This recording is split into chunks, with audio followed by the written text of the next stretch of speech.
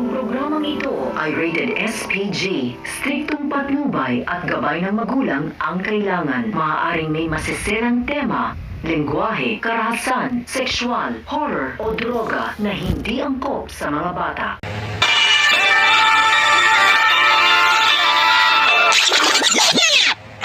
Ang mga dapat nating abangan sa FPG's Batang Quiapo.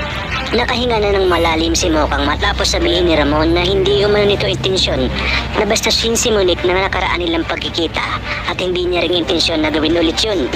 Kung kaya't kahit araw-araw niya itong ligawan ay gagawin niya para lang matutunan siyang mahalin ng dalaga. Dahil nga talagang naramdaman na ni Ramon ang pagmamahal na hindi niya pa nararamdaman kahit kailan. Dagdag pa ni Ramon na si Mokang na lang ang kulang sa buhay niya upang makompleto na ang kanyang pamilya. Nagulat naman si Mokang nang sabihin ni Ramon na nais na itong ipakilala sa kanyang papa at ang kanyang anak na ngayon niya lang din umano nakita sa mahabang panahon. Kung kaya't isasama niya si Mokang sa kauna-unahang pagkakataon sa mansyon ng mga Montenegro. Sa kabilang banda, habang papunta si Mokang at Ramon sa mansyon ay ginagawa naman ni Tanggol ang lahat para matulungan si Mokang. Kung kaya't nagtungo na sila at ang buong tropa sa lugar ni Neroy at Angkong upang nakawin ang perang galing sa pagbebenta ng ilegal na droga.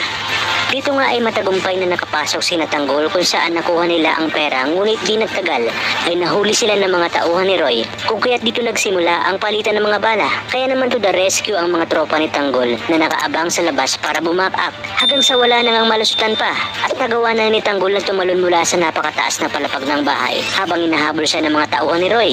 Galit na galit naman na sinabi ni Angkong kay Roy na akala daw ba niya umano ay mapagkakatiwalaan si Tanggol.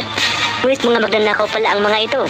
Kaya naman agad niyang inutos na habulin ito dahil paniguradong malilintikan sila kay Ramon sa oras na malaman ito na pumalpak agad ang kanilang pakikipagsuso dito dahil lang kay Tanggol. Sa kabilang banda, walang kaalam-alam si Edwin na sinundan na pala siya ng mga parak papuntang ospital. Kung kaya dito na rin mahuhuli si Tanggol dahil sakto rin na naroon siya upang iabot kay Mokang ang pera. Sa iyong palagay, tuloy na nga kayang malalaman ni Mokang na ang Tanggol na kanyang kababata ay ang tunay ni anak ni Ramon sa oras na makita niya si David sa mansyon ng mga Montenegro. Kaya naman kapamilya, kapit lang dahil marami pa tayong dapat abangan dito lang sa pambansang teleserye ng Sambayanan, ang FPJ's Batang Quiapo.